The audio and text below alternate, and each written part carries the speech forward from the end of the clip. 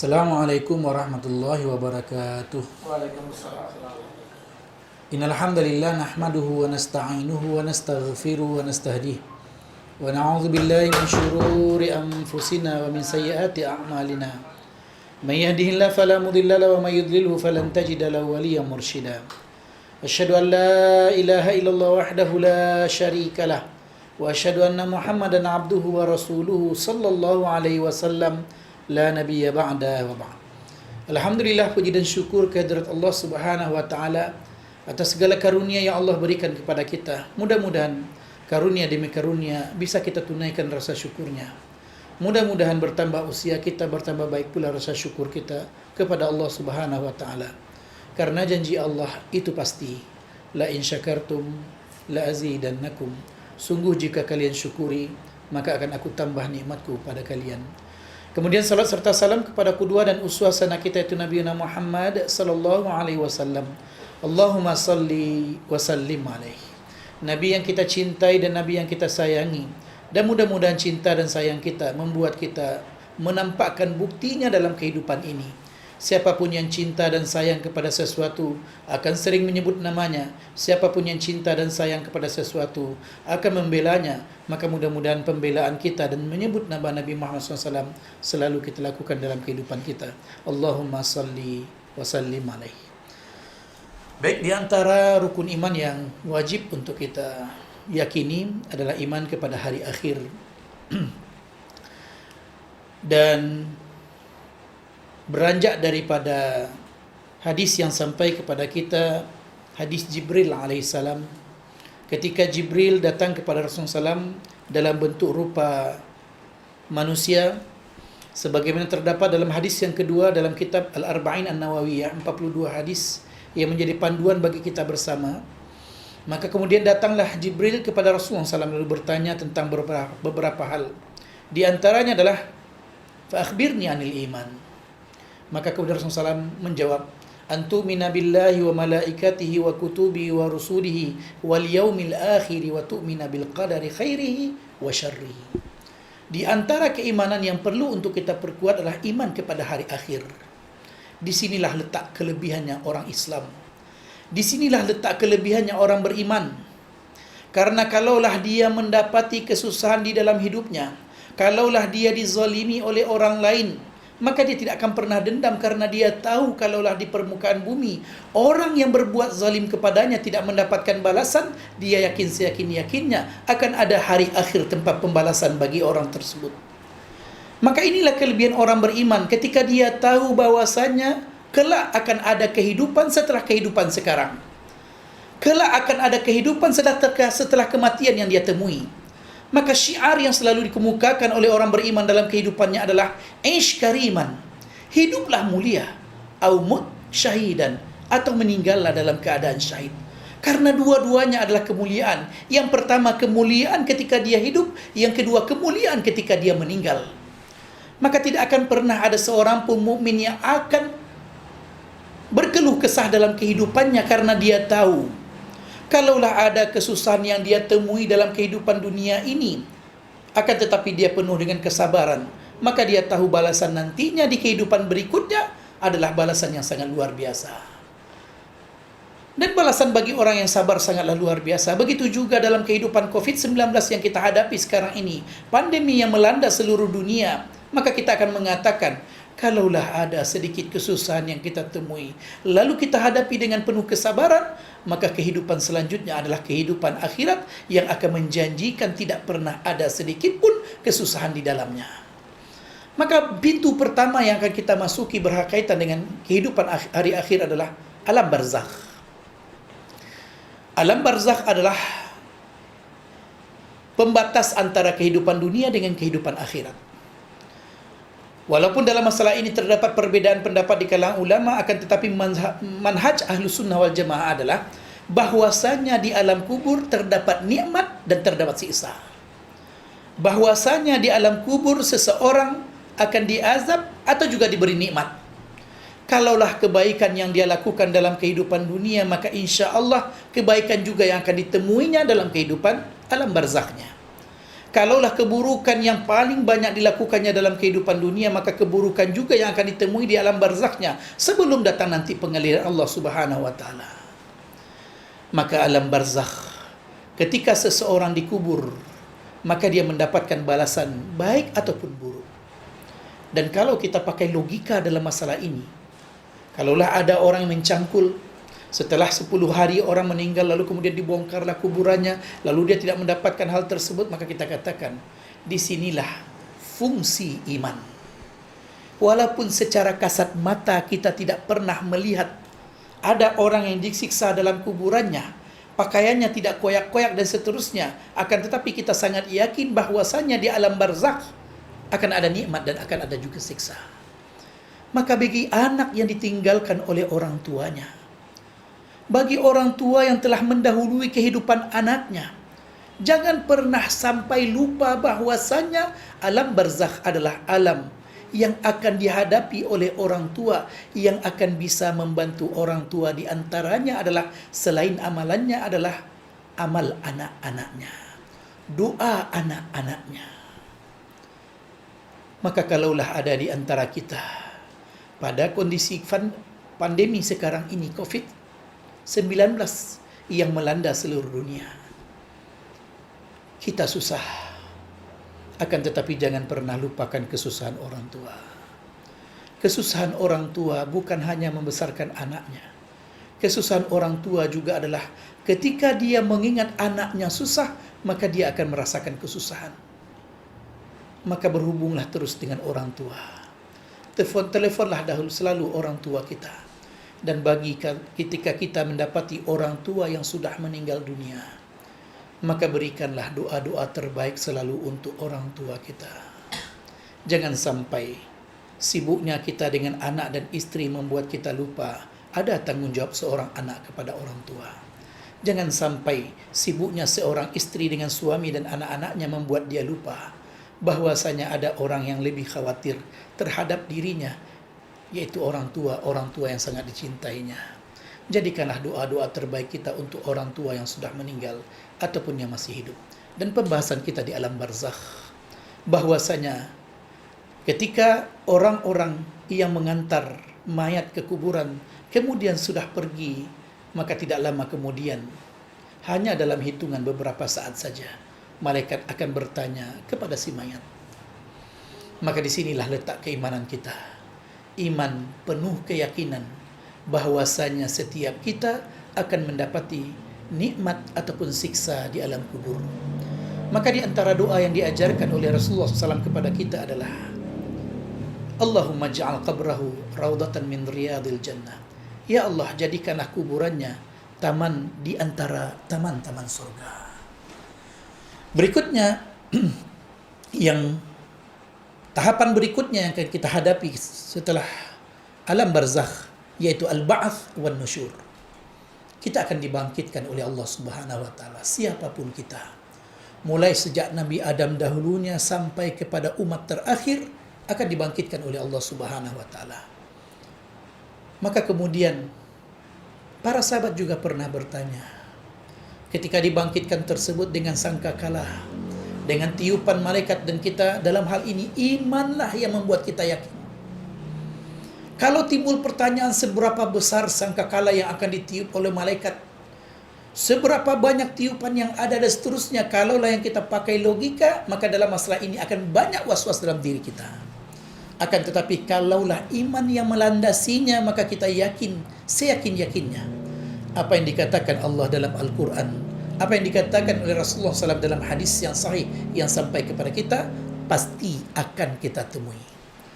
Maka setelah al-ba'ts wan nusyur, setelah seseorang dibangkitkan, sebelum kita membahas tentang tahapan selanjutnya berkaitan dengan hari akhir, maka dia merupakan sesuatu yang gaib. Dia merupakan sesuatu yang gaib, yang tidak nampak oleh mata kita. Maka kemudian kalau berkaitan dengan yang gaib, hendaklah kita tahu kadar kita. Jangan sampai kita menjadi seorang peramal yang meramalkan apa yang terjadi ke depannya, padahal tidak ada dalil yang kuat daripada Al-Quran dan hadis tentang masalah tersebut. Kita sangat tahu berkaitan tentang apa yang disampaikan oleh Rasulullah sallallahu alaihi wasallam tentang terjadinya dukhan, tentang terjadinya yang lain sudah sampai kepada kita. Namun yang tidak boleh adalah ketika kita memastikan bahwasannya itu terjadinya besok ataupun lusa ataupun setahun berikutnya. Tirulah dan jadikanlah panutan apa yang dijadikan panutan oleh Rasulullah sallallahu alaihi wasallam. Jadikanlah panutan apa yang dilakukan oleh Nabi Muhammad sallallahu alaihi wasallam ketika dalam hadis kedua yang kita terangkan di awal tadi, Jibril dalam bentuk rupa manusia bertanya kepada Rasulullah sallallahu alaihi wasallam, "Mata sa'ah?" Kapankah hari kiamat itu terjadi? Apa jawaban Rasulullah SAW? Mal mas'ulu anha bi'a'lama minas sa'il. Orang yang ditanya tidak lebih tahu daripada orang yang bertanya. Inilah sikap yang diajarkan oleh Rasulullah SAW. Jangan sampai tanda-tanda yang sampai kepada kita, bahkan berkaitan dengan api yang akan datang di penghujung kehidupan. Imam Nawawi pernah menerangkan bahwasannya pernah terjadi dalam kehidupan mereka pada abad ke-7 Hijriah tersebut api. Tapi apakah itu yang dimaksud oleh hadis Rasulullah sallallahu alaihi wasallam? Maka kita mengatakan wallahu a'lam. Inilah sikap seorang mukmin ketika dia mengetahui kadar kemampuannya dalam keilmuan, kadar kemampuannya dalam masalah yang gaib. Jangan sampai kemudian yang terjadi adalah ramalan-ramalan belaka yang dikhawatirkan. Dan ini yang perlu kita khawatirkan. Ketika salah dalam mempersepsikan sesuatu, padahal ilmu agama dinisbahkan kepadanya, jangan sampai nanti kemudian orang menyangka bahwasanya hadislah yang salah, padahal persepsi dia tentang hadislah yang tidak tepat, lalu kemudian membuat orang salah dalam memahami hal tersebut. Maka hendaklah setiap penuntut ilmu tahu kadar kemampuan yang dimilikinya. Jangan sampai dia lebih daripada ilmu yang Allah berikan kepadanya. Hadirin hadirat yang dirahmati Allah. Kemudian setelah al-ba'tsu wan nusyur, kita akan dapati bahwasanya tentang hari kiamat ini perhatian Al-Quran sangatlah besar. Kita akan dapati sebagian nama surat adalah nama hari kiamat. Al-Qiyamah, la uqsimu biyaumil qiyamah. Begitu juga At-Taghabun. Begitu juga Al-Haqqatu Mal-Haqqah. Surat-surat yang dinamai dengan apa yang dinamai hari kiamat dengannya. Kemudian juga ayat-ayat yang sangat banyak, bahkan boleh dikatakan hampir setiap halaman ada hal-hal yang akan mengingatkan kita kepada hari akhir. Maka hendaklah setiap mukmin dalam hal ini merasakan pengaruh daripada semua itu dalam kehidupannya. Jangan biarkan itu berlalu begitu saja. Berikutnya setelah al-ba'ts wan nusyur, maka ada al-hasyar. Ya, hari di mana semua makhluk dikumpulkan, semua manusia dari awal sampai akhir dikumpulkan. Maka pada waktu itu Aisyah radhiyallahu anha pernah bertanya kepada Rasulullah SAW. Ketika Rasulullah SAW mengatakan bahwasanya kalian akan dikumpulkan dalam keadaan tidak berpakaian dan tidak punya terompah. Lalu kemudian Aisyah bertanya, ya Rasulullah, apakah salah seorang di antara mereka tidak melihat satu sama lainnya? Maka jawaban Rasulullah SAW adalah, ya Aisyah, ya Aisyah, apa yang mereka akan hadapi jauh lebih besar dari apa yang mereka kira, sehingga mereka tidak pernah peduli dengan orang yang di sampingnya. Permasalahannya terlalu besar. Pernahkah kita mendapati orang-orang yang dibukakan aibnya, maka pada waktu itu dia merasakan mungkin hanya dia sendiri yang mendapati hal demikian. Apatah lagi dari awal kehidupan sampai akhir kehidupan, kita akan dibentangkan semua amalan kita. Siapa orang yang tidak takut ketika dosa-dosa yang pernah dia lakukan pada waktu dia bersendirian, ketika dosa-dosa yang tidak diketahui oleh orang lain, bahkan orang yang terdekat dengannya sekalipun tidak pernah tahu dengan dosa tersebut, lalu kemudian akan diperlihatkan kepadanya. Siapa yang tidak takut ketika amalan-amalan yang begitu sedikit di dunia lalu kemudian dibentangkan oleh Allah Subhanahu wa taala? Maka jangan pernah anggap yang akan kita temui adalah hal yang sederhana. Seseorang berkeringat pada waktu itu sesuai dengan tingkat taraf daripada amal yang dia miliki. Kalaulah kebaikan yang banyak yang dia dapatkan seperti para nabi dan rasul, maka panasnya pada waktu itu yang mana matahari berada di atas kepalanya tidak mereka rasakan karena amal mereka sangatlah banyak. Tapi bagi orang-orang yang sedikit amalannya, maka keringatnya mencucur sehingga kemudian membuat keringat itu kemudian sampai ke mata kakinya, sampai ke lututnya, sampai ke perutnya, bahkan sampai ke pundaknya. Maka inilah yang perlu kita khawatirkan dalam kehidupan. Kalaulah ada niat untuk berbuat dosa, maka ingatlah hari pembalasan. Hari di mana semua kita akan dipertontonkan semua amalan kita. Dan pada waktu itu janji Allah Subhanahu wa taala, la zulmal yaum. Tidak ada kezaliman pada hari tersebut. Kalaulah di dunia orang yang mempunyai kuasa akan berbuat zalim kepada yang lainnya, maka janji Allah pada waktu itu tidak akan ada sedikit pun kezaliman karena Allah Maha Adil. Maka berhati-hatilah dengan perhitungan Allah Subhanahu wa taala.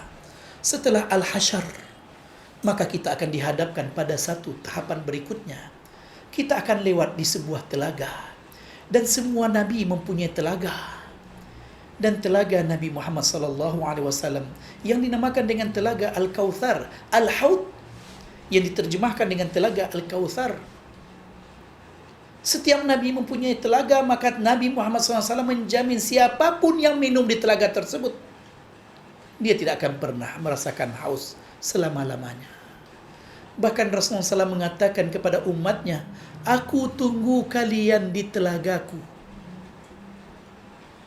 Maka jadikanlah kerinduan kita untuk sampai di telaga ini bagian dari cara kita untuk selalu mempertahankan keimanan kita. Jadikanlah keyakinan kita dengan telaga ini yang akan kita datangi insya Allah, yang membuat kita tidak akan pernah merasakan kehausan selama-lamanya, membuat kita selalu menjaga amal-amal kita. Kalaulah kaki ini akan pernah ada keinginan untuk melangkah ke tempat yang tidak Allah ridhai, maka ingatlah hari di mana kita akan mendatangi telaga Rasulullah sallallahu alaihi wasallam. Rasulullah SAW bersabda, "Inna likulli nabiyyin hawdan." Setiap nabi sesungguhnya mempunyai telaga. Wa innahum yatabahawna ya ayyuhum aktsar. Dan setiap nabi akan membanggakan siapa yang paling banyak berada di telaganya. Maka insya Allah telaga Nabi Muhammad SAW yang paling banyak didatangi oleh umat Nabi Muhammad SAW. Rasulullah SAW juga mengingatkan dalam hadis yang diriwayatkan oleh Imam Bukhari, haudi masirata syahr. Telagaku panjangnya sepanjang perjalanan 1 bulan. Ma'uhu abyadu minan laban. Airnya lebih putih daripada susu. Warihuhu atyabu minal misk. Dan baunya lebih sedap dari minyak kasturi.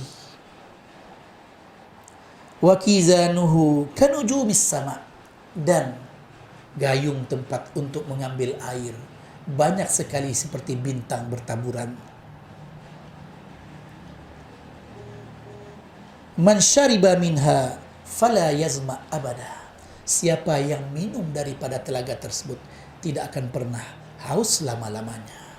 Hadis sahih yang sampai kepada kita yang diriwayatkan oleh Imam Bukhari dalam kitab sahihnya, yang membuat kita yakin bahwasanya apa yang Allah janjikan nanti di akhirat sana jauh lebih besar dari apa yang kita kira. Apa yang kita dapatkan di akhirat sana dari balasan yang baik jauh lebih besar dari apa yang kita sangka. Maka Rasulullah SAW pernah mengingatkan bahwasanya nanti kenikmatan yang akan didapatkan seseorang di akhirat sana, ma la ainun ra'at, tidak pernah terlihat sebelumnya oleh mata. Kalaulah pernah kita mendapati dalam kehidupan ini ada orang-orang, ada tempat-tempat yang begitu indah, maka yakinlah surga jauh lebih indah daripada itu. Kalau kita dapati bahwasanya dalam kehidupan ini kita pernah mendengar ada tempat yang begitu indah, maka syurga jauh lebih besar, lebih indah daripada itu semua. Bahkan kalaulah pernah kita bayangkan, tidak pernah kita dengar, tidak pernah kita lihat, tapi kita bayangkan tempat yang paling indah, maka yakinlah surga jauh lebih indah daripada itu. Rasulullah SAW mengingatkan, "Ma la ainun ra'at, wala udhunun sami'at, wala khatara ala qalbi bashar." Tidak pernah dilihat oleh mata, tidak pernah didengar oleh telinga, dan tidak pernah terlintas dalam pikiran.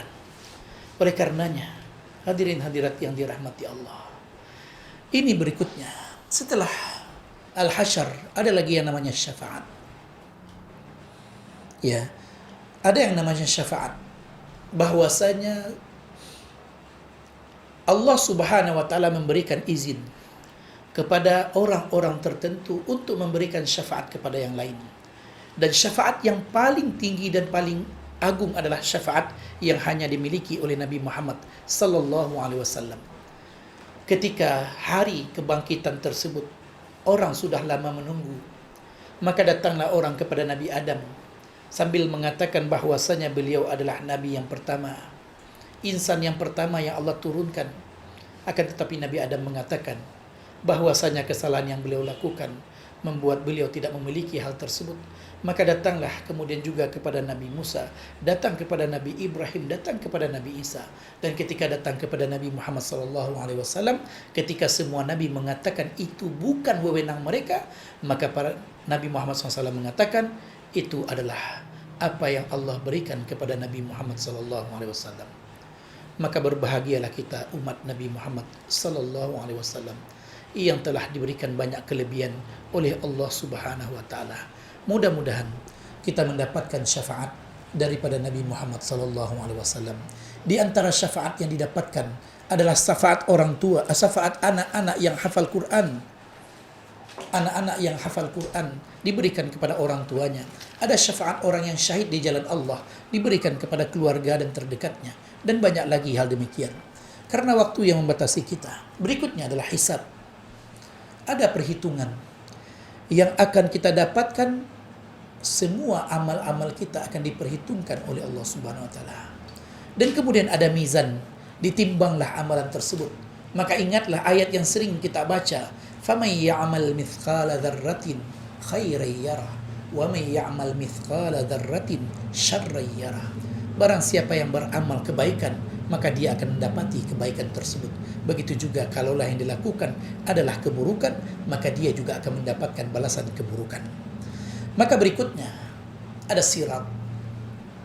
Sirat adalah jembatan yang terbentang di atas neraka, yang ujungnya adalah surga, yang awal tempatnya adalah di mana manusia dikumpulkan.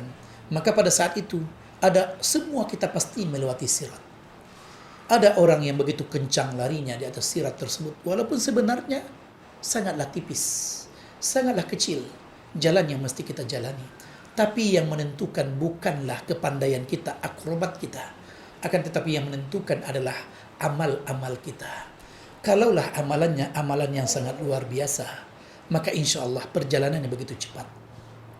Aisyah radhiyallahu anha pernah mengatakan kepada Abdurrahman bin Auf, "Ya Abdurrahman bin Auf, aku mendengar engkau nantinya merangkak melewati sirat tersebut." Apa yang dilakukan oleh Abdurrahman bin Auf? Kalla, sekali-kali tidak, wahai Aisyah. Maka apa yang dimiliki oleh Abdurrahman bin Auf lalu kemudian diinfakkannya karena beliau ingin melewati hal tersebut dengan begitu cepatnya. Maka hari ini adalah hari kita beramal. Waktu hidup ini adalah waktu untuk kita beramal. Jangan sampai amal-amal kita kemudian sedikit yang membuat kita kemudian susah untuk lewat di sirat nantinya. Dan ketika dosa-dosa begitu banyak dilakukan, maka jangan sampai kaki ini kemudian tergelincir di tempat yang seharusnya kita tidak tergelincir. Biarlah kita tergelincir di dunia, masih ada waktu bagi kita untuk menyesali dan memperbaiki kesalahan kita. Jangan sampai penyesalan datangnya terlambat ketika dunia kita berfoya-foya, ketika di dunia kita tidak pernah memperhatikan keimanan kita, ketergelinciran kita akan didapati nantinya pada hari di mana kita tidak pernah ingin ada satupun kesalahan dalam melewati sirat tersebut. Hadirin hadirat yang dirahmati Allah, maka kita akan dapati ya dalam hadis yang diriwayatkan oleh Imam Bukhari bahwasanya titian jembatan dipasang di antara dua tepi jahanam dan aku dan umatku lah yang pertama-tama menyeberanginya. Maka mudah-mudahan Allah berikan kemudahan kepada kita. Yang terakhir dari tahapan hari akhir yang akan kita lewati adalah surga ataupun neraka. Mudah-mudahan Allah mudahkan kita untuk menggapai keridhaan Allah Subhanahu wa taala dan kemudian mendapatkan surga yang dijanjikan oleh Allah Subhanahu wa taala kepada kita bersama. Yakinlah, balasan yang Allah janjikan pasti akan kita dapati. Janji Allah yang diberikan kepada kita pasti akan kita temui. Mari kita kuatkan hari terakhir, 11 hari terakhir yang insya Allah, atau 10 hari terakhir, 11 hari terakhir yang akan kita lewati. Mudah-mudahan Allah masih menguatkan kita untuk menjadi yang terbaik pada bulan mulia ini. Kalaulah kita menjadi yang terbaik pada bulan mulia, insya Allah pada bulan-bulan lainnya kita tidak akan pernah mau menjadi yang terburuk. Sebab apa yang kita lakukan pada bulan Ramadan biasanya akan menjadi kekuatan kita untuk menghadapi bulan-bulan setelah Ramadan. Maka kuatkanlah keimanan kepada hari akhir kita. Mudah-mudahan tidak akan ada satupun yang kita temui dalam kehidupan ini dari sesuatu yang tidak kita sukai akan membuat lisan ini mudah berkeluh kesah. Orang yang yakin dengan balasan Allah Subhanahu wa taala, maka lisannya akan selalu terjaga untuk selalu bersyukur kepada Allah dan tidak akan pernah mudah berkeluh kesah. Wallahu a'lam bishawab. Assalamualaikum warahmatullahi wabarakatuh.